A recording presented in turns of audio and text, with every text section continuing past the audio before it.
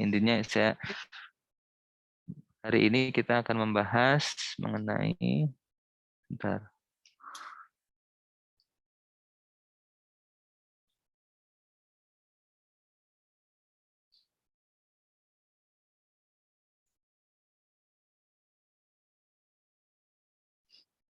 Sebentar ya. Ya. Hari ini kita akan membahas PPh pasal 21. Terlihat ya di tampilan teman-teman, PPh 21. Terlihat ya, moga-moga nggak salah nih saya. Pasal 21, teman-teman, kemarin kita udah bahas banyak hal terkait ketentuan formal ya. Sekarang kita akan lebih ke teknis atau biasa disebut ketentuan material ya. Apa saja itu? Yang paling sering kita jumpai adalah ini. PPh pasal 21. Teman-teman pernah dengar nggak PPh 21 itu apa? Ada nggak? Ya. Penghasilan, Pak.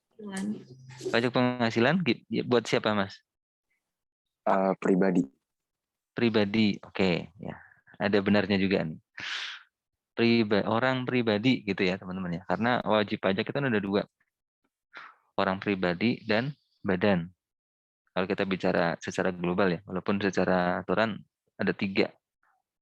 Ya, ada BUT namanya.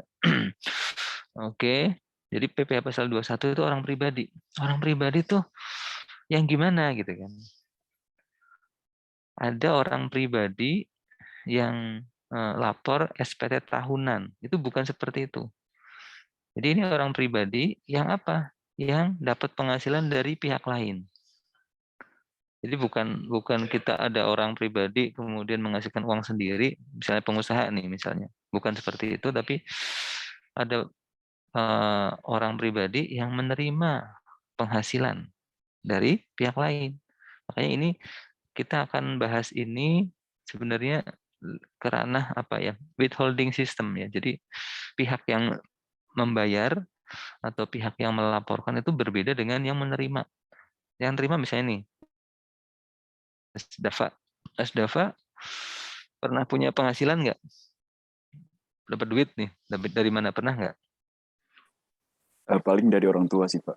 Oh, dari orang tua, oke deh. Dari orang tua. Dapat duitnya dari apa? Gara-gara apa? Karena bantu ngepel gitu kan, atau bantu apa gitu? Ada nggak? Uh, karena buat jajan aja sih, Pak, Oh, seminggu buat gitu. buat jajan. Kalau buat jajan berarti bukan objek pajak ya, karena itu sumbangan. Gitu. Itu benar disumbang gitu. Ada teman-teman di sini yang pernah dapat sesuatu dari orang lain karena melakukan sesuatu gitu ya. Dulu zaman saya kecil tuh, saya dikasih duit karena apa? Saya mijitin bapak saya misalnya seperti itu. Itu kan saya kerja nih seperti itu. Teman-teman pernah nggak?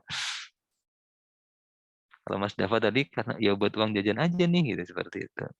Coba ada nggak yang pernah mendapatkan penghasilan? Pernah sih Pak, kayak gabung jadi panitia di dinas pariwisata gitu, kayak ada event dari kementerian, jadi kayak diajakin jadi panitia, tau-taunya ada dapat penghasilan gitu sesudah Oke, kegiatannya. oke. Dapat penghasilannya berapa? Kalau boleh tahu. Waktu itu tuh kegiatan 10 hari, dapat uangnya 800 lebih, tapi dipotong pajak. Nah, ini nih. Dipotong pajak, ini adalah dipotong pajak PPh pasal 21 namanya. Nah, itu contoh yang sangat bagus ya, teman-teman ya. Jadi, bentar dulu, saya kok laptop saya agak aneh tampilannya nih. Tadi ya yang ngomong kok nggak langsung ke depan gitu ya. Mbak siapa tadi? Mbak Anggun ya? Iya Pak. Mbak Anggun dapat eh, penghasilan ya, penghasilan dari dinas misalnya pariwisata gitu ya. Dinas pariwisata karena mengikuti kegiatan dapatnya 800 sekian. Yang diterima siapa? Diterima berapa? Nggak sampai segitu. Misalnya 700 misalnya. Dipotong sama siapa? Panitia ya. Nah, panitia. Uangnya tapi itu nggak kemana-mana. Uangnya itu disetor ke kas negara dalam bentuk PPh pasal 21. Gitu ya teman-teman ya. Perkenalan dulu nih. Jadi PPh 21 itu seperti itu. Kita ada kerja atau ikut kegiatan atau karena tapi kita gerak sebenarnya. Bukan karena tadi Mas Dava, bukan karena kita pasif diem aja tahu-tahu dikasih. Itu beda. Ya. Makanya kalau pengemis tuh bekerja nggak? Nggak ya. Diem aja gitu kan. Pengemis itu diem aja nunggu di pinggir jalan dapat itu. Itu nggak kena PP 21 ya. Jadi kalau pengemisnya banyak ya dapatnya ada yang dulu pernah dapat banyak banget ya katanya ya. Itu ya. Udah punya gambaran PP 21 itu ya. Oke, sebelum kita masuk. Karena nanti 21 tuh yang paling banyak cabangnya. Nah, ini nih teman-teman. Yang saya sebutkan tadi, withholding system itu adalah kalau pajak yang terutang itu dihitung, disetor, dilaporkan oleh pihak lain. Mbak Anggun tadi itu yang terima penghasilan. Tapi yang ngitungin siapa? Mbak Anggun bisa ngitung pajaknya nggak? Nggak. Udah biarin aja mereka. Dinas apa tadi? Pariwisata. Yang nyetor ke kas negara siapa? Bukan Mbak Anggun. Ya, itu adalah definisi dari withholding system. Kalau yang self assessment itu gimana? Ya, ngitung sendiri, setor sendiri, lapor sendiri ke kantor pajak. Siapa yang menerima penghasilan? Misalnya pengusaha nih, teman-teman punya butik misalnya, atau restoran atau warung gitu ya di rumah, kan dapat duit nih. Oh ternyata melebihi PTKP. Ya, kemarin kita udah belajar PTKP ya. Melebihi PTKP ada pajaknya. Maka teman-teman harus melaporkan sendiri. Itu namanya self assessment.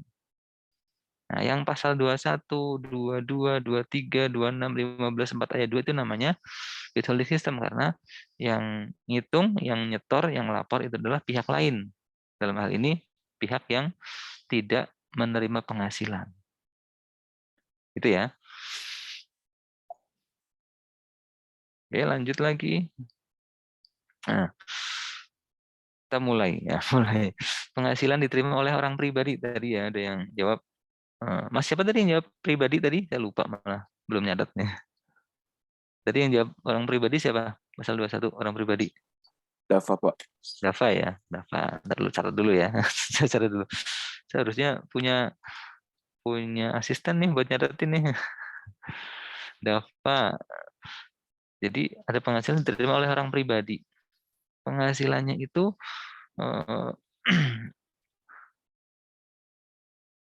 apa namanya? Ya sama tidak ya nih ya, bukan yes or no ya. Ya sama tidak. Y itu penerimanya dalam negeri, BPDN itu BPD dalam negeri, maka bila iya itu adalah PPh pasal 21. Jadi pasal 21 selain orang pribadi yang terima adalah orang pribadi tersebut merupakan wajib pajak dalam negeri. Ya. Kalau WP luar negeri gimana? Bukan pasal 21 tapi pasal 26. Ya. Jadi kalau ditanya 21 orang pribadi itu belum cukup. Ya.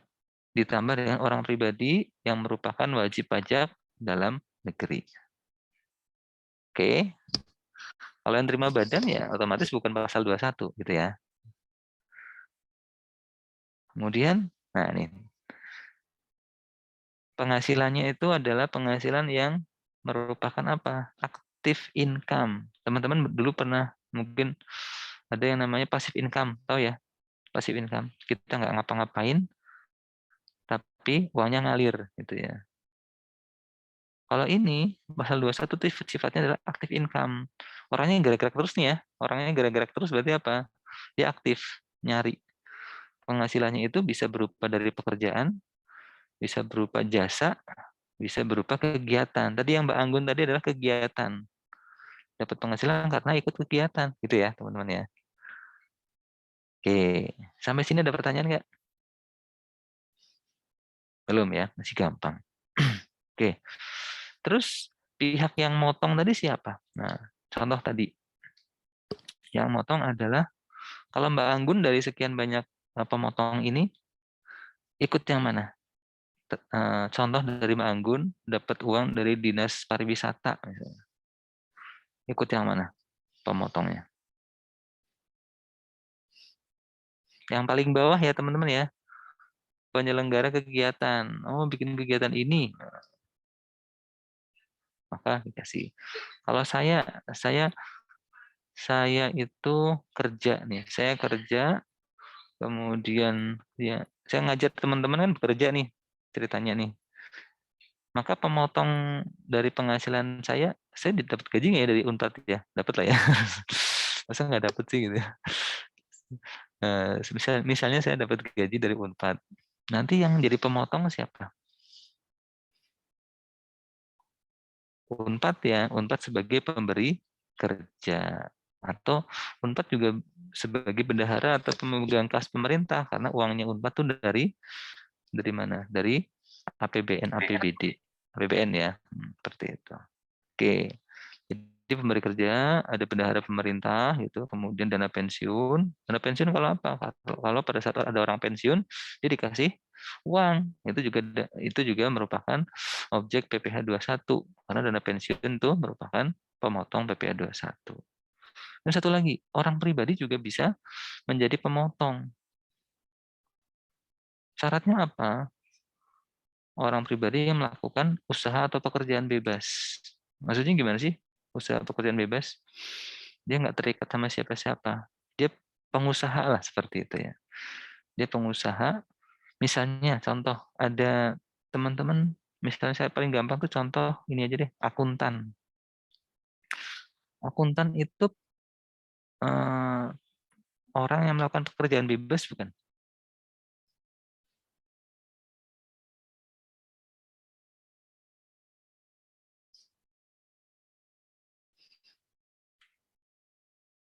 Akuntan itu pekerjaan bebas atau bukan, teman-teman?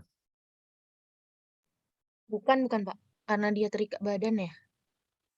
Oke, bukan. Bisa dijelaskan lebih lanjut nih akuntannya gimana nih? Gimana, Mbak?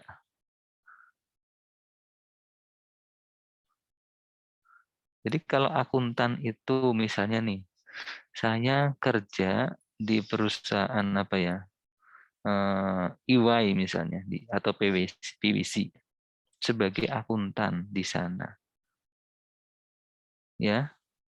Tapi saya kerjanya sama si PwC, saya digaji sampai PwC, maka itu adalah bukan pekerjaan bebas. Tapi kalau saya akuntan, saya punya kantor akuntan publik sendiri atau partner gitu ya. Kemudian saya dipanggil sama Mas Dava misalnya.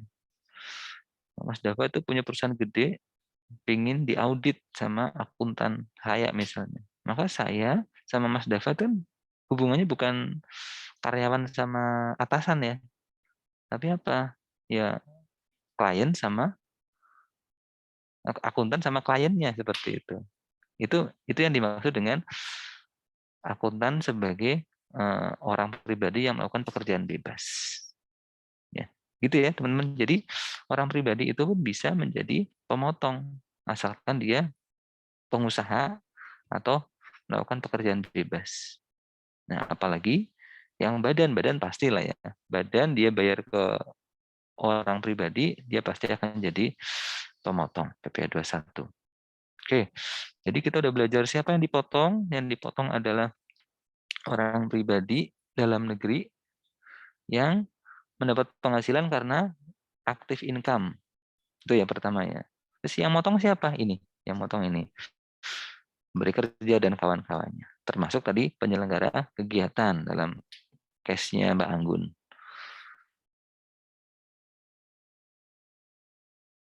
Oke, penghasilannya itu apa? Tadi kan udah bilang nih, penghasilannya itu adalah dari pekerjaan, jasa, dan kegiatan di slide sebelumnya. Breakdown-nya seperti ini. Ini lebih lebih ke teknisnya teman-teman. Jadi kalau ada pegawai tetap dapat penghasilan, dia menjadi sasaran PPh 21. Ya. Kemudian penerima pensiun. Kalau udah pensiun, dia tetap menerima uang, itu juga penghasilan yang dikenai PPh 21. Kalau ada PHK, dapat pesangon, itu juga sama. Selain tadi pegawai tetap, ada juga pegawai tidak tetap. Ya, itu kena juga nih 21. Ya, kemudian bukan pegawai juga sama. bukan pegawai peserta kegiatan tadi yang Mbak Anggun, ya kan dapat misalnya uang saku gitu ya dari kegiatan apa gitu. Dan natura kenikmatan. Tapi ini khusus untuk yang apa namanya badan atau pemotongnya itu adalah dia dikenakan PPh final. Nah ini nanti aja deh, kayaknya agak susah jelasinnya. Yang penting teman-teman ya. Jadi tadi yang 3 di awal, penghasilan karena pekerjaan, jasa dan kegiatan, breakdown-nya seperti ini. Ini apa? Kita ngelihatnya dari hubungan antara pemberi kerja dengan pemberi uang, pemberi penghasilan dengan penerimanya. Hubungannya apa? Pegawai tetap. Pegawai tetap atau apa? Nah, coba ini yang paling krusial ya gini. Di sini ada terminologi pegawai tetap, pegawai tidak tetap, dan bukan pegawai. Itu maksudnya apa, teman-teman? Bedanya pegawai tetap sama tidak tetap itu apa?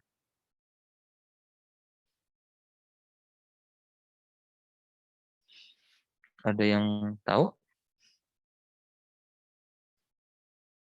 Aku mau coba ini, Pak. Kalau Boleh, silakan. pegawai tetap tuh kayak punya kontraknya tersendiri. Ya pegawai tetap tuh kayak tetap gitu kerjanya. Nah kalau tidak tetap tuh kayak berarti dianya tuh apa ya Pak, kayak nggak punya kontrak sama perusahaan yang mungkin dia nerima uang. Dan untuk bukan pegawai itu kayak apa ya, kayak pembicara kayak gitu, kayak honorarium hanya sekedar pembicara kayak gitu sih Pak mungkin. Oke. Contohnya pegawai tidak tetap itu apa, Mbak Indira? Mungkin kayak karyawan pabrik mungkin Pak. Karyawan pabrik. Oke, coba ya. Pabrik apa ya contohnya ya? Pabrik sepatu deh misalnya. Pabrik sepatu. Di Cibaduyut ya ada ya. Misalnya nih, saya punya pabrik sepatu, Mbak Indira karyawannya nih, atau pegawainya yang ngesolin sepatu misalnya. Itu Mbak Indira itu kira-kira pas masuk ke tempat saya itu ada kontraknya nggak? Pasti ada ya, namanya orang kerja pasti ada perjanjian. Kontraknya dalam arti apa? Entah itu tertulis atau enggak, pasti ada kesepakatan. Kesepakatan, oh kamu kerjanya apa, dibayar berapa, minimal seperti itu kan. Oke, nah sekarang bedain tetap sama tidak tetap tuh gimana? Bedainnya adalah, misalnya Mbak Indira, dibayarnya itu berdasarkan jumlah sepatu yang dihasilkan.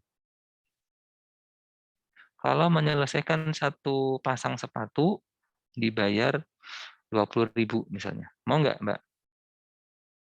Mau nggak? Nggak mau. Kecil banget, Pak. Ya, itu adalah pegawai tidak tetap. Ya. Jadi kenapa? Kalau dia sebulan itu nggak menghasilkan sepatu, berarti dia dapat penghasilan nggak? Mbak Dira dapat penghasilan nggak? Kalau kontrak atau perjanjiannya seperti itu, berdasarkan jumlah sepatu yang dihasilkan. Bulan apa? Karena Ramadan nih, apa namanya? Bulan Maret. Sekarang bulan apa sih? April ya, saya lupa sampai. Dan April karena puasa, saya nggak kuat. Ini kerja, saya di rumah aja deh. Gitu. Misalnya seperti itu. Mau ibadah gitu misalnya. Kira-kira Mbak Indira dapat ini nggak? Dapat uang nggak dari saya? Enggak Pak, enggak dapat. Enggak. Hasilkan. Itu definisi dari pegawai tidak tetap. Itu definisi pegawai tetap. Jadi apa? Ya berdasarkan itu aja. Berdasarkan kalau dia kerja ya dapat, kalau nggak kerja ya nggak dapat. Beda misalnya nih, saya tunjuk siapa lagi ya? Dava nih, Dava. Dava sama juga kerja di tempat saya. Tapi dia itu kerjanya adalah pembuat sepatu sama juga. Tapi kontraknya atau perjanjiannya seperti ini, perjanjian kerjanya. Perjanjian kerjanya adalah, sebentar nih. Perjanjian kerjanya adalah, gimana ya ceritanya ya? Mas Dava, saya gaji berapa ya? 1 juta gitu ya. Mas Dava, saya gaji 1 juta. Kalau kamu menghasilkan sepatu, itu nanti saya kasih uang tambahan lagi Rp5.000. Seperti itu. Gitu ya. Sama-sama kerjanya bikin sepatu. Mas Dava, saya kasih punya kamu, saya gaji sebulan berapa? 1 juta. Kalau kamu memproduksi setiap pasang sepatu, saya kasih tambahan Rp5.000. Misalnya nih bulan puasa, Mas Dava juga pengen nggak kuat nih misalnya, nggak kuat kerja di tempat saya. Mas Dava dapat ini nggak, penghasilan nggak bulan April? Dia sama sekali nggak masuk, dapat nggak? Tetap dapat sih Pak, tapi kan dia karena saya nggak memproduksi sepatu, jadi nggak dapat tambahan duit 5.000 itu. Tapi tetap dapat yang 1 juta. Itu adalah definisi pegawai tetap. Jadi kalau dia nggak masuk sebulan pun, gitu, tetap ada uang yang dibayarkan seperti itu. Saya misalnya nih, saya nggak masuk kerja, saya kan PNS. Gitu. Saya PNS ya tetap aja dapat gaji kan gitu. Walaupun saya cuti sebulan full gitu kan, saya tetap dapat gaji. Gitu ya. Jadi enak mana? Pegawai tetap apa tidak tetap? Enak pegawai tetap ya. Makanya nanti beda perhitungannya antara pegawai tetap sama pegawai tidak tetap. Gitu ya teman-teman ya. Itu yang biasa agak bingung. Kayak sekarang saya kasih contoh adalah guru honorer di SD misalnya. Itu pegawai apa?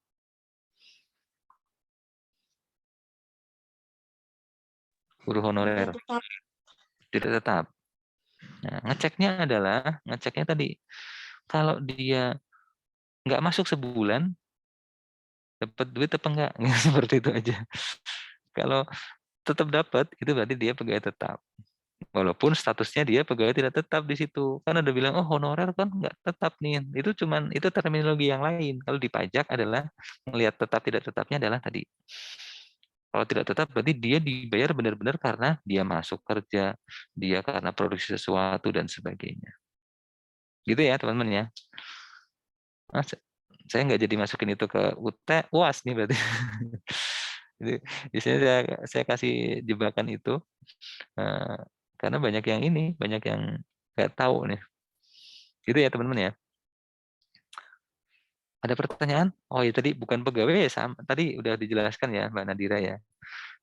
Kalau bukan pegawai ya antara saya dengan misalnya nih siapa lagi? Mbak Anggun tadi ya, Mbak Anggun. Mbak Anggun dia akuntan misalnya.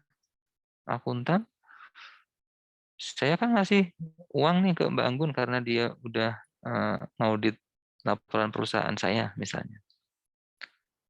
Tapi apa? Mbak Anggun itu bukan pegawai saya karena dia bisa freelance kemana aja, nggak terikat sama saya. Nggak harus masuk di tempat saya terus seperti itu. Itu namanya bukan pegawai. Makanya tadi bisa dibilang itu namanya fee berarti ya. Oh, saya kasih fee nih untuk atau mungkin bukan imbalan apapun lah, jasa ya, jasa karena Mbak Anggun sudah ngaudit tempat saya. Tapi bukan berarti Mbak Anggun itu pegawai saya, bukan. Maka dibilang bukan pegawai. Jadi penceramah juga benar ya, penceramah. Datang ada musim ini nih, buka bersama nih.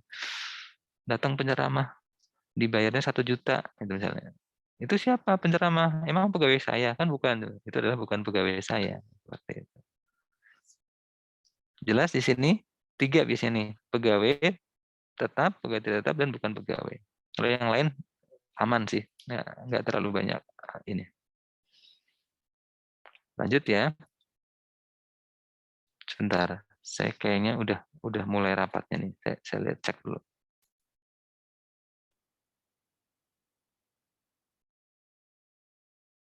Nanti jam 9 saya ini ya, selesai dulu ya, nanti kita lanjut siang.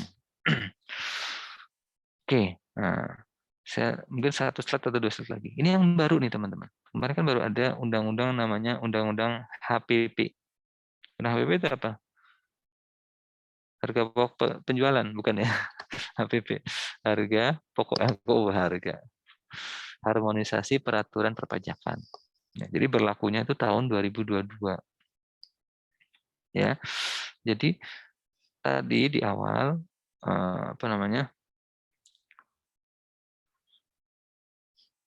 pemberian natura itu merupakan penghasilan bagi pegawai. Kalau dulu enggak, dulu tuh enggak, asal perusahaannya itu tidak dikenain PPh final, maka penghasilan yang diberikan berupa natura itu bukan merupakan penghasilan. Kalau sekarang merupakan penghasilan.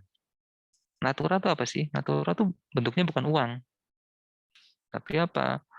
Kemudahan-kemudahan layanan dan sebagainya, fasilitas dan sebagainya. Ini pulsa gitu ya, sembako gitu, dikasih wujudnya bukan uang itu aja intinya.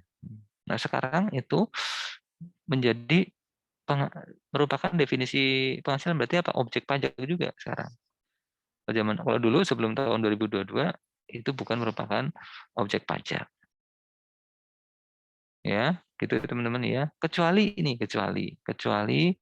makan minum untuk seluruh pegawai.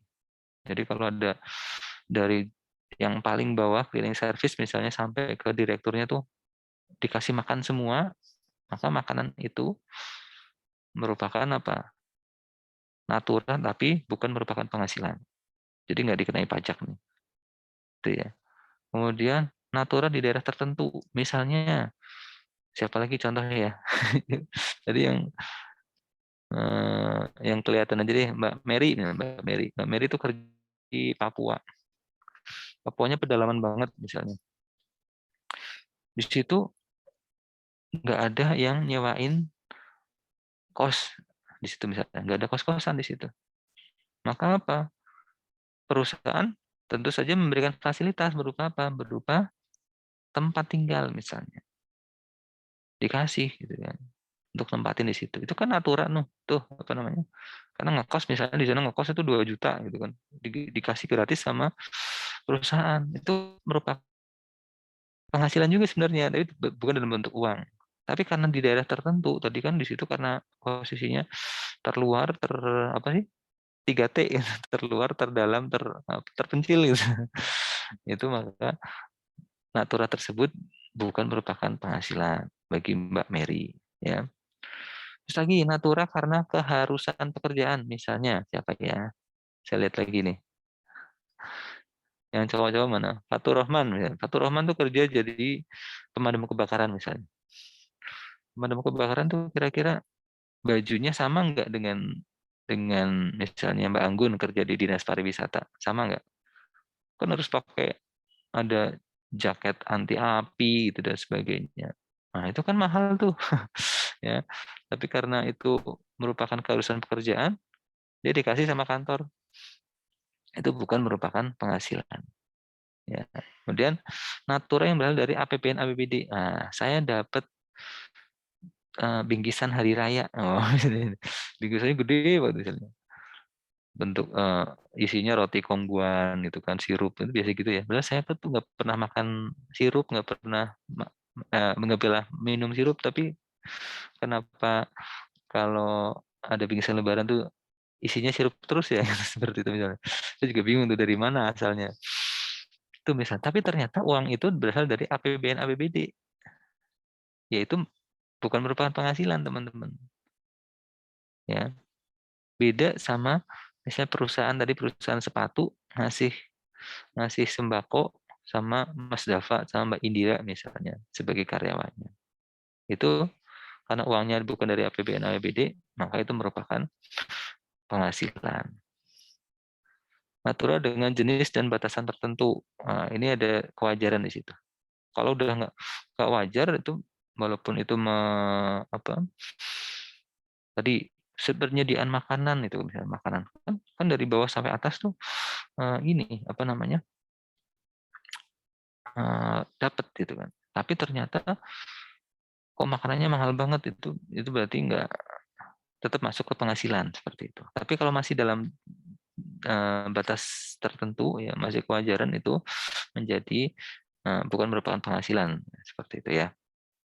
Oke, itu teman-teman. Tadi ini natura kenikmatan antara lain pengobatan, fasilitas, apartemen itu ya, kendaraan, transportasi, sembako, pulsa dan sebagainya. Intinya adalah semua kemudahan-kemudahan kenikmatan yang wujudnya bukan berupa uang. Kemudian perlengkapan pekerjaan seperti ponsel dan laptop tidak menjadi objek pajak penghasilan ya. Jadi kalau kantor tuh ngasih laptop, ngasih ponsel itu bukan merupakan objek PPh 21. Oke. Itu teman-teman, ada pertanyaan sampai sini? Nah, ini udah agak teman-teman nanti aja deh kalau gitu. Nanti siang ya, teman-teman ya. Kita ketemu lagi. Ada pertanyaan nggak